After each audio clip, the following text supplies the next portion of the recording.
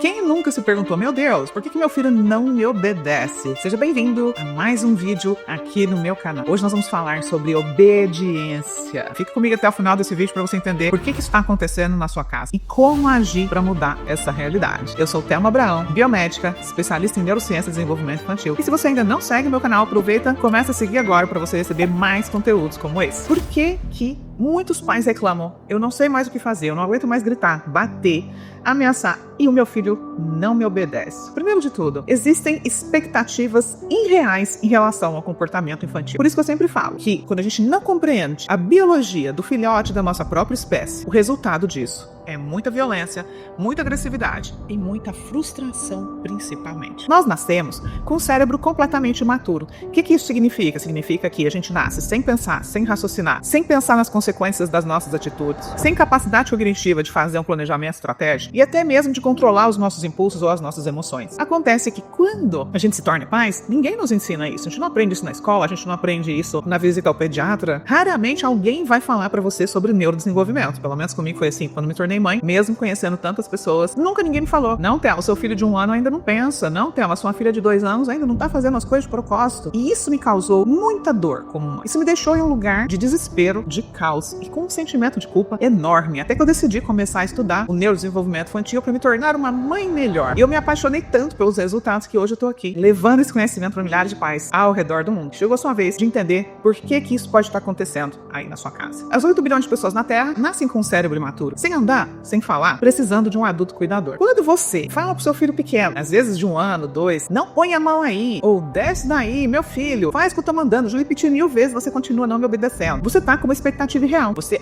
acredita que ele aprendeu aquilo que você já falou antes, que ele entendeu as consequências do que ele tá fazendo e, portanto, ele decidiu não te obedecer. Quando você pensa assim, qual é o sentimento que te desperta? Raiva. Na hora você fala, como assim essa criança ousa não me obedecer? Eu vou ter que fazer algo pra mostrar pra ela quem é que manda aqui. Não é assim? Ou você vai dar o tapa, ou você vai gritar, ou você vai pôr de castigo. Essa criança vai chorar, chorar, chorar. No outro dia ela vai fazer tudo igual. E aí você vai pensar, nossa, então eu tenho que aumentar a dose do castigo. Talvez eu precise ser um pouco mais firme, mais duro, porque o que eu fiz ontem ainda não foi suficiente pra educar essa criança. Olha que loucura. Por que eu chamo isso de loucura? Primeiro, a criança não tem condição cognitiva de entender as consequências da própria atitude até por volta ali, dos 4, 5 anos de idade. Isso, eu falo de consequências pequenas e leves. Por exemplo, por volta dos 4 anos, a criança já sabe que se ela entrar numa piscina, ela pode morrer afogada. Com 2 anos ela não sabe. Com 1 ano ela não sabe. Com 3 talvez ela ainda também não sabe. Você não vai deixar uma criança sozinha na beira da piscina. Mas com 4 ou 5 anos ela já tem um amadurecimento suficiente do córtex pré-frontal para compreender que ela não vai poder entrar sozinha na piscina. Esse é um processo de maturação natural que acontece durante toda a infância e só termina após 2 décadas de vida. Exatamente. Então, a expectativa irreal em relação ao comportamento de uma criança faz com que os pais ajam de maneira violenta e que esperem o comportamento das crianças que ela ainda não pode ter. Vou dar um outro exemplo. De repente, você tem uma criança pequena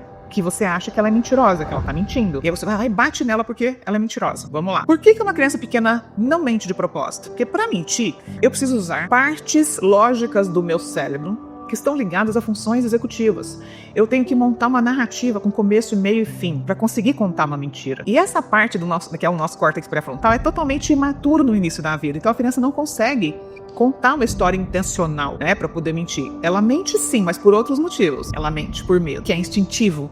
Ela sabe que se ela falar algo pro pai e pra mãe ali, ela pode apanhar, porque ela já percebeu que isso acontece. Então, por instinto, ela pode omitir algo ou mudar uma história com medo, mas não porque ela planejou, tá? Isso é muito diferente. Uma outra razão pela qual uma criança pode mentir, que você pode achar que ela é desobediente, que ela não é bem educada, é porque ela confunde o mundo real com o mundo lúdico. Então a criança, ela vive muito no mundo lúdico. Ela vê um desenho, ela sonha, ela imagina, e ela não consegue separar o que é realidade do que é aquela imaginação. Então a criança pode muito bem falar, ontem eu brinquei com meu amigo lá fora, e na verdade ela não brincou, mas ela sonhou, ela imaginou, ela viu um desenho, ela ouviu uma historinha, e ela confundiu. Olha só que importante a gente entender isso. Até a minha criança mais velha, a mais velha já pode mentir, porque ela já tem um desenvolvimento cognitivo que permite que ela consiga usar essa capacidade de criar uma história para se defender, certo? Então, quando a gente fala em comportamento, desenvolvimento infantil, é essencial a gente entender essa parte cognitiva. Quando você fala, meu filho não me obedece, você precisa olhar para esses pontos, mas também precisa olhar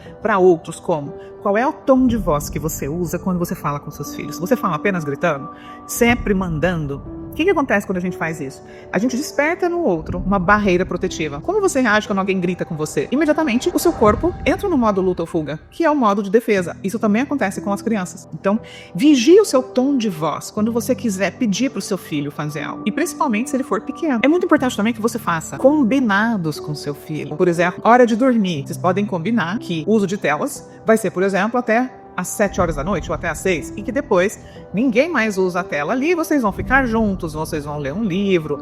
Tudo vai depender do tipo de desafio que você está enfrentando. Fazer combinados, escutar o que seu filho tem a dizer, falar com um tom de voz calmo, entender principalmente as necessidades emocionais da sua criança, ter tempo de qualidade com ela, entender a fase do neurodesenvolvimento em que ela está, são atitudes essenciais para você construir um relacionamento, não só emocionalmente saudável, mas também de colaboração. E principalmente ensinar o seu filho a pensar, aprender a tomar boas decisões, mesmo quando você não estiver por perto. O que acontece com uma criança que você só quer mandar e quer que ela obedeça? Ela não aprende a pensar, ela não aprende a ver as consequências das próprias atitudes. Ela não tem oportunidade de errar e aprender com os erros. Ela vai ouvir e obedecer. Mas você quer que quando essa criança saia pela porta de casa, quando ela se tornar um adulto e for viver a própria vida, você quer que ela seja proativa, você quer que esse filho aprenda a tomar boas decisões, não é? Que ele seja bem-sucedido, que ele seja seguro. Mas como? Se ele não foi treinado. Então, essa construção de importantes habilidades de vida, de aprender a lidar com o que sente, de aprender a focar em soluções, de aprender a planejar, tudo isso são habilidades treináveis ao longo de toda a infância. Então, esperar obediência cega de um filho é um caminho certo para muitos problemas na vida adulta. Por quê?